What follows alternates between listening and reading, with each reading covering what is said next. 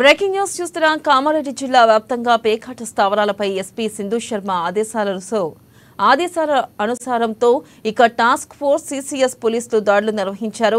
ఇక ఈ దాడుల్లో పలు పేకాట స్థావరాలపై పోలీసులు దాడి చేసి 3,86,340 రూపాయలు, 27 సెల్ ఫోన్లు, 4 వెహికల్స్ ను పోలీసులు స్వాధీనం చేసుకున్నారు. ఇక అదేవిధంగా పేకాట ఆడుతున్న 37 మంది పేకాట రాయుళ్లపై పోలీసులు కేసు నమోదు చేశారు. ఇక పేకాట స్థావరాలపై పేకాట రాయుళ్లపై ఎప్పటికప్పుడు నిఘా ఉంచాలంటూ జిల్లా ఎస్పీ సింధు శర్మ పోలీసులకు ఆదేశాలు జారీ చేశారు. పేకాట ఆడితే కఠిన చర్యలు తప్పవని ఎస్పీ సింధు శర్మ వెల్లడించారు.